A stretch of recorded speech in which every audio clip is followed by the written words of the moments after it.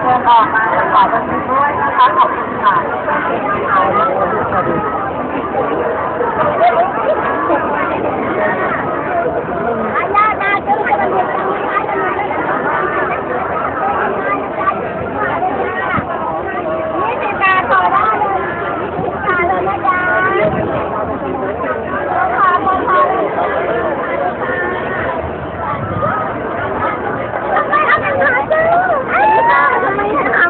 ตอนดูค่ะเพราะเราเด็กเล่นเด็กเล่น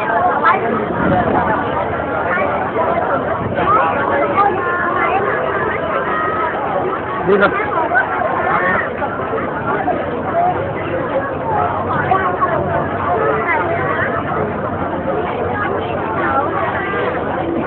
ของท่าน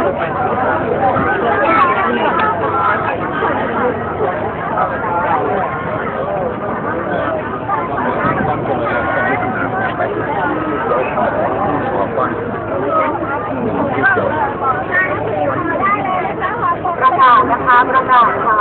ขอความร่วมมือกับญาติที่อยู่บริเวณบันไดทางขึ้นเขาและถึงด้านบนให้เปิดทางให้บันทึกเดินลงจากเขาและถึงด้านบนด้วยค่ะขอบคุณค่ะประกาศค่ะขอความร่วมมือกับญาติผู้ปกครองที่อยู่บริเวณบันไดทางขึ้นเขาและถึงด้านบนเปิดทางให้บันทึกเดินลงจากเขาเข้าและถึงด้านบนด้วยค่ะขอบคุณค่ะใครบอกได้เลยนะคะจะตั้งขอเลยนะคะเล่นกันเลยดังนะคะขอบคุณมากเลยจ้าต้องการจะไปที่สุดแล้วขอได้ไปที่สุด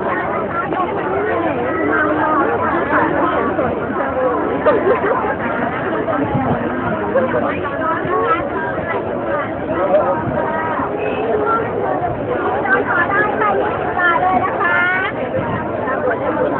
ลูกนิดแป๊บไปครับไม่สบายกันเลยเด็กแบบบอกกันแล้วนะคะจ้า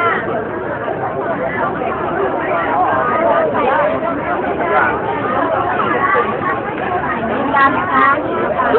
ตรงนี้สิเดินหาได้ตรงไหนตรงไหนการที่เขาหล่นออกมานะคะ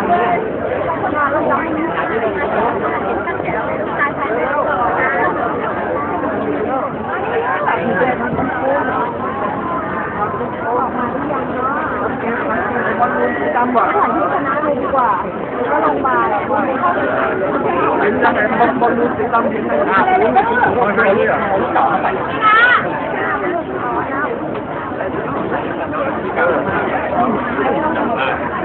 มันเป็นลืมสีดำลูกโป่งสีดำแล้วอยากเป็นโทรศัพท์นี่มาแล้วได้ยินแล้วโอ้ถ้าเขาถูกโป่งเหรอเ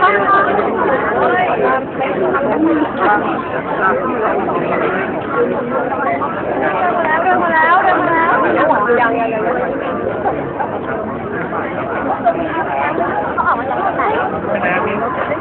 เขาเป็นคนก่อนว่าเนี่ยเป็นคนขับคน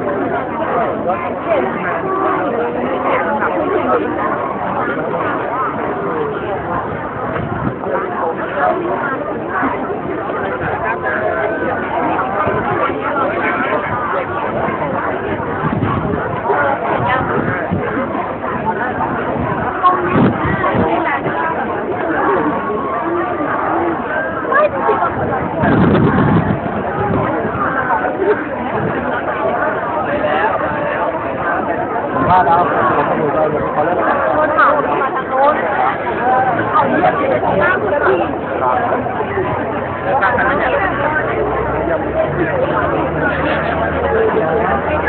ล้วผมยืนเท้าเลยทุกคนไม่เจ็บลูก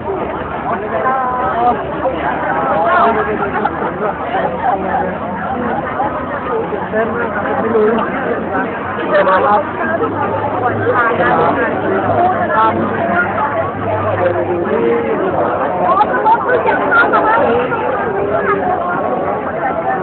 ฝากสะพาน